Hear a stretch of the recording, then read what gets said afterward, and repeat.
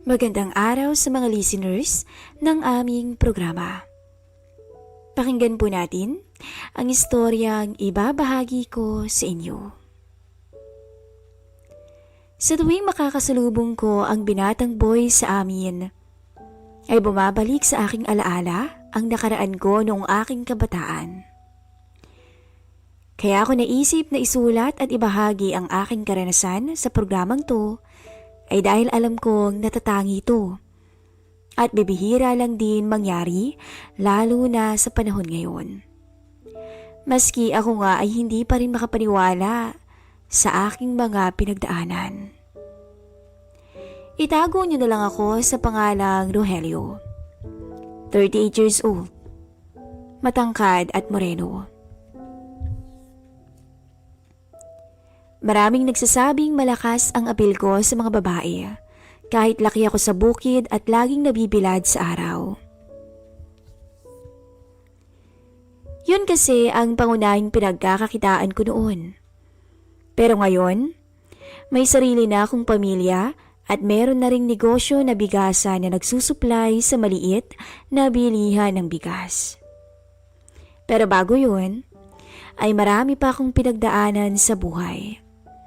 Pero ang di mawala sa alaala ko ay ang babaeng nagparanas sa akin ng walang katumbas na kaligayahan.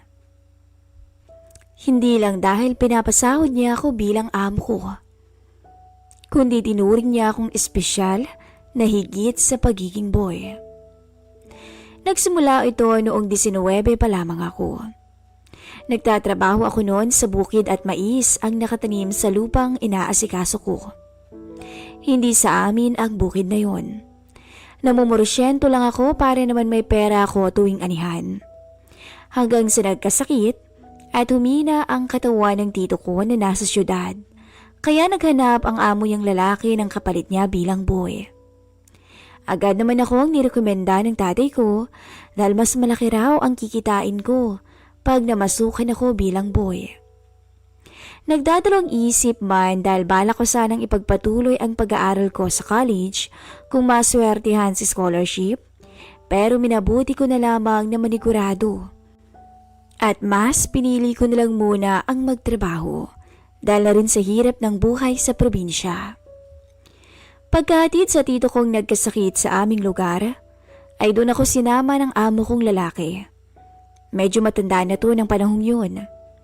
Nasa 50 na rin siguro, pero mukhang malakas pa. Nakaimpake na ako noon kaya nang dumating sila, ay mabilis kaming nakaalis. Medyo malayo din ang lugar at bahay ng amo ko. Marami kaming nadaanan na building bago kami nakarating sa malawak na bahay nila. Pati bakuran ay malawak din kaya siguro kailangan nila ng kasama na boy. Madilim na noon nung makarating kami at pinadiretso na agad ako sa kwarto ko matapos kumain. "Kamusta ang biyahe, iho?" Tanong ng amo kong lalaki na medyo nangiti sa akin. "Okay lang ho. Medyo nahilo lang ho at hindi pa sanay sumakay sa kotse." "Ganun ba, iho? Sige't matulog ka na at ako rin ay maagang aalis. Yung misis ko na ang bahalang magsabi sa'yo ng gagawin mo bukas." "Sige po, sir. Salamat ho." Matipid na sagot ko. Nang mabanggit ng amo kong lalaki ang misis niya, ay bigla tuloy akong na-curious kung ano ang itsura nito.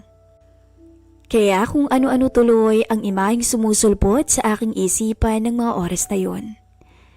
Pero ang hula ko talaga ay parang kaedad lang din ni sir na nasa 40 or 50s, na may katandaan ng itsura at syempre masungit. Kasi gano'n naman ang karamihan sa mayayaman. Yun nga lang ay talagang masyado akong naging mapanghusga dahil lahat ng ginuha ko sa misis ng amo ko ay mali pala. Tuluyan ko siyang nakita at nakilala kinaumugahan. Pinatawag niya ako sa bakuran dahil bago lang ako at hindi pa alam ang gagawin o paano ang magiging trabaho sa bahay na yun. Pero syempre bago yun ay nagkape muna ako at nag-almusal. Hinatid sa akin ang isang dalaga ng sambahay sa aking barak sa kwarto. "Hay, magkape ka muna kuya." Sambit sa akin ng dalaga na si Rhea. May itsura din ito at gaya kong galing probinsya, kaya medyo mahiyain din. Gaya ko, nasa 18 o 19 din ang edad. Maputi at sexy. Humulma kasi ang balingginitang katawan niya sa suot niyang maid uniform. Salamat ha. Rogelio nga pala pero Rohel na lang tawag mo sa akin, sabi ko. Wala yun. Inutos kasi ni madam na dalhin ka ng kape. Rhea nga pala. Sabay ngiti nito. Medyo tinamaan ako sa ganda ng kasambahay na yun. Dalawa lang naman silang kasambahay. Si Rhea at yung isa na may edad na rin na si Aling Melinda. Pero kay Rhea talaga natuon ang pansin ko. Ewan, pero talaga sigurong type ko siya dahil maganda siya. Pero hindi ko akalaing mas maganda pa pala ang amo kong babae. Ang may edad at masungit na babae na iniisip ko nung gabing yun ay ibang-iba sa babaeng nabungaran ko nang ipatawag niya ako sa bakuran nila. Pagkarating ko doon ay nakatayo ito sa lilim at may kausap sa cellphone. Naka-side view siya noon ng pagmasdan ko pero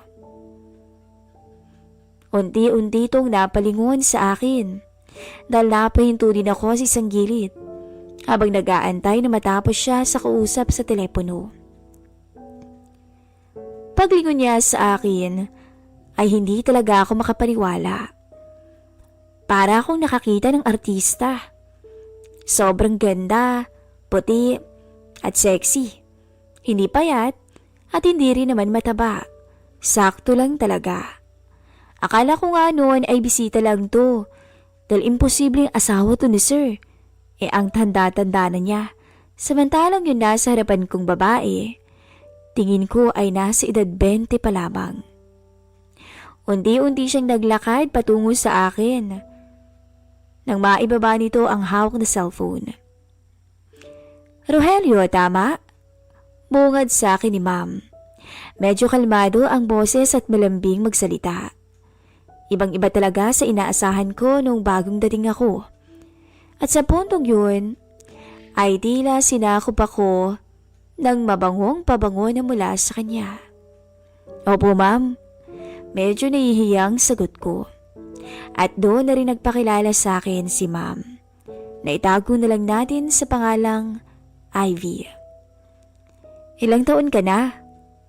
Malayong mas pogi ka pala sa tito mo, no? Nasabi pa nito sa ngiti. 19 na po ma'am. Habang kausap niya ako ay hindi ko maiwasang pagmasdan si ma'am. Mula sa maganda niyang mukha pa ibaba. Dito ipinaliwanag niya ang mga dapat kong gawin at trabaho dun sa bahay na yon. Tagadilig ng halaman, tagalinis ng garahe, tagabuhat ng mga mabibigat na bagay, tagapakain ng mga imported na aso, at iba-iba pa. Bago tinapos ni Madam ang pag-uusap namin, ay may tinanong muna ito sa akin. Nga pala Rohel? Ano po yun? Marunong ka bang magmasahe? Marunong po. Bakit ho? Wala. Sige na, magsimula ka na sa trabaho. Matapos ang pag-uusap namin ay sinimulan ko na ang mga gawain ko. Hindi naman ako nahihirapan at sanay na ako sa mabibigat na gawain sa probinsya. Nung time na yon, ay 8,000 lang kada buwan ang sahod ko, pero para sa akin ay malaki na yun kesa sa nakukuha kong porsyento sa bukid. Naging maayos naman ang kalagayan ko sa bahay na yon. Hindi naman ako naburyo, lalo't naging malapit kami sa isa't isa ni Rhea. Kapag tapos ang trabaho ay madalas kaming tumambay sa gilid ng bahay. May malaking puno kasi roon na presko tambayan. Doon kami lagi ni Rhea. Hanggang sa di ko namalayan na masyado na pala kaming nagiging close sa isa't isa. Minsang tumambay kami ulit ni Rhea doon. Dito niya naikwento ang mga nalaman niya sa amo naming babae. Dahil wala raw anak ang mga to dahil nagkaproblema daw sa kalusugan si Sir At minsan lang din daw umuwi dito si Sir dahil sa marami daw inaasikaso sa labas. Doon ko rin nalaman na 35 na pala si Ma'am Ivy. Kahit na ang pagkakaalala ko nung unang tingin ko sa kanya ay 20s pa lamang siya. Type mo si Ma'am no? Sabi sa akin ni Rhea. Naku, hindi ah. Sus, panasin ko kaya panay sulyap mo sa kanya kahapon eh. Hindi naman. Mas gusto ko pa rin tingnan ka. Talaga lang ha? Konting katahimikan. Hanggang sa namalayan ko na lang na hinawakan ni Rhea ang kamay ko. At tumingin siya sa akin. Napalingon din ako sa kanya. Nagkangitian pa nga kami ng mga oras na yun. Pero hindi ko inaasahang bibigyan niya ako ng matamis na halik sa labi. Tumugo naman ako at niyakap siya. Maya-maya ay bigla niya akong itinulak ng bahagya at muling tumingin sa aking mga mata. Rohel, antayin mo ako sa kwarto mo mamayang gabi ha, sabi niya. At doon nagsimula ang relasyon namin ng kasambahay na si Rhea. Simula nun ay halos gabi-gabi na siyang pumupuslit at pumupunta sa kwarto ko para bigyang laya ang nararamdaman naming dalawa para sa isa't isa. Tanda ko pa ang maganda niyang mukha at katawan na hindi nakakasaong pagmasdan habang nagpapakasasa kami sa kama. Hindi ko akalain na siya ang magiging una kong karanasan, na siya rin ang naging una kong nobya. Isang araw, may dumating ng mga babae sa bahay ng amo namin. 3 sila, kaya naging busy kami ng araw na yun. May konting salo-salo daw at inuman kaya todo linis kami nun at asikaso sa mga utos ni Ma'am. Maghapon ang inuman at kasiyahan hanggang sa masulyapan ko si Ma'am na medyo lasing na at tawa na ng tawa. Hanggang matapos ang salo-salo at mag-aalas 8 na noon nang makaalis ang mga bisita. Ako naman ay naligo na rin matapos iligpit ang kalat sa labas. Nagsando lang ako at nag-short ng manipis bago tuluyang natulog. Mag-aalas 10 ng gabi ay naalimpungatan ako nang may biglang pumihit sa doorknob ng pinto ko. Medyo maingay yun. Kaya alam kong may papasok na tao kung sakali pag pinihit. Ngunit dahil isa lang naman ang nagpupunta sa kwarto ko tuwing ganong oras, ay inakala ko tuloy na ang nobya ko noon na si Rhea yun. Mahal, akala ko ba? Hindi ko na ituloy ang sasabihin ko dahil sa pagkabigla nang maaninag ko na si Madam Ivy pala ang unti-unting lumalapit sa aking higaan. Nakaduster ito ng sobrang nipis. At kahit di mag-ilaw sa kwarto, ay aninag ko pa rin ang kabuuan niya. Ma'am, anong ginagawa niyo dito? Kabado kong sabi. May naalala kasi ako, Rogelio. Sabi mo sa akin, marunong kang magbasahe, di ba? Opo pero baka... Huwag kang mag-alala. Wala naman ang sir mo eh. Tsaka masahe lang naman, di ba? Pilya ang sabi nito. At agad na nga itong dumapa sa tabi ko. Unahin mo yung likod ko ha, Ruhel? Utos nito tsaka nilapag ang maliit na oil sa harapan ko. Agad akong bumangon. Biglang nawala ang antok ko. Pero bago yun, palihim kong inilak ang pinto. Baka mahuli pa kami ni Rhea at mag-isip ng kung ano-ano. Nagumpisa ako sa batok ni Ma'am paibaba. Para akong nananaginip ng mga oras na yun. Dahil itinaas ni Ma'am ang suot niya. Kaya malaya akong napagmasdan ng buo ang likuran niya. Pakibaba mo pa, Rogelio. Pero Ma'am, hindi na ho pwede. Ibang usapan na po. Hindi ko na ituloy ang sasabihin ko nang biglang bumihit paharap si Ma'am Ivy tsaka ako hinatak. Kunwari ka pa. Alam kong kanina ka pa nagpipigil. Sabay ngiti niya. Yun ang huling sinabi niya habang magkadikit ang mukha naming dalawa bago nangyari ang lahat. Nang suyuin ni Ma'am ang labi ko, ay hindi ko na nagawang tumanggi pa at baka mawalan pa ako ng trabaho. Isa pa, ay talagang hindi ko rin kayang iwasan ang ganong kalidad ng babae. Mabango at artistahin pa. Halos mabaliw si Ma'am habang nakayakap ang binti niya sa aking bewang. Kasabay noon ang matinding pag-uga ng aming higaan. Nang gabing yun, ay magkatabi kaming natulog ng amo kong babae. Wala kaming kahit ano sa sarili. Tanging kumot ang kumukubli sa aming pagkakasala. At simula nung araw ding yun, ay lagi na akong pinapatawag ni Madam sa kwarto niya sa second floor para doon ako matulog sa tabi niya. Pero sa tuwing darating ang mister niya ay doon ako sa barracks ko. Once or twice a week lang kung umuwi si sir, kaya halos wala kaming pahinga tuwing gabi ni Ma'am Ivy. Pilya siya at may tinatagong hilig din sa kama. Sa tuwing kasama ko siya sa kwarto niya, ay halos nakakaapat siyang kalapit sa akin bago sumuko at matulog. Kaya nung time na yon, ay sobrang nangangayayat din ako. Bukod sa trabaho sa umaga, ay may trabaho pa sa gabi. Ano bang nangyayari sa'yo, mahal? Ang laki ng eyebags mo at parang pumapayat ka. Pansin ng nobya ko ang pagbabago sa itsura ko. Wala naman, siguro sadyang sumipag lang. Biro ko na lang. At isa pa, ba't ba ayaw mo na muna ako magpunta sa kwarto mo tuwing gabi? Di ba nga, muntikan ka na makita ni Aling Melinda nung nakaraan, kaya dapat mag-ingat muna tayo. Dahilan ko na lang sa kanya pero hindi niya alam ang tunay na sitwasyon ko. At kalaunan, ay naging masakit ang desisyon kong makipaghiwalay sa nobya kong si Rhea. Ayoko siyang lokohin. Ayokong maging kami pero sa iba ko binubuhos ang atensyon ko, lalo na sa kama. Isa pa ay kinailangan kong mamili at magdesisyon kung ano ang makakabuti. Ang ipagpatuloy ang relasyon namin ni Rhea o ang bigyang pagkakataon ng sariling umunlad.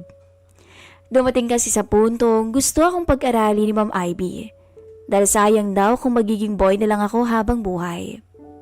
Tinuruan niya akong mangarap at yun nga ang nangyari.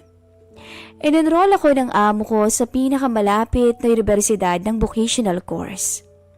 MWF ang kinuha ni Ma'am na schedule para mag-match ang oras ko sa pagiging boy ko. Kaya madalas panggabi ang klase ko. Kapalit ng pag-aaral ko na yun, ay ang ilang taong pagbibigay kalinga at aliw ko kay Ma'am Ivy. Nasa tabi niya ako matutulog tuwing gabi at magsisilbi akong asawa niya habang wala ang asawa niya. Ilang taon din kaming kumubli sa lahat ng tao sa paligid. Maging ang dating nobya ko ay hindi nakatunog sa aming relasyon. Pero sabi nga nila ay may limitasyon ang lahat. After 5 years ay napag-isip-isip ko na kailangan ko na ring magsimula ng panibagong yugto ng buhay ko. Nakatapos na ako ng pag-aaral. Ilang taon na rin ang nakakalipas noon pero wala pa rin nangyayari sa buhay ko. Kaya naisipan kong umalis na sa trabaho ko at patuloy na rin kung anuman ang namamagitan sa amin ni Ma'am. Nagpaalam ako kay Ma'am Ivy. Umiyak pa nga to. Pero naintindihan niya naman kalaunan. Binigyan niya ako ng pera para makapagsimula ako. At bago ako umalis, ay nagpaalam rin ako kay Rhea. Talaga bang aalis ka na? Malungkot na tanong nito. Oo, pero bago yun, gusto ko lang sabihin na mahal pa rin kita. Bulong ko sa kanya. Medyo nangilid ang luha niya at mahigpit niya akong niyakap at hinalikan sa labi. Doon ay pinagtapat ko lahat ng nangyari na naging karelasyon ko si Ma'am Ivy ng 5 taon.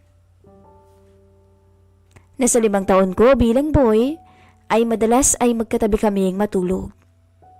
Pinaliwanag ko rin kung bakit ko nagawa yun at hindi ko alam kung mapapatawad niya ako. Hintayin kita, Rhea. Yun ang huling sinabi ko at binigyan ko siya ng papel na may nakasulat na address ko sa probinsya. Marami pa akong pinagdaan sa buhay bago ako sinuwerte. At ngayon nga, ay may sarili na akong negosyo na bumubuhay sa aking pamilya. Hanggang dito na lang po ang aking storya. At sana'y nagbigay aral din kahit papaano ang kwento ko sa inyo.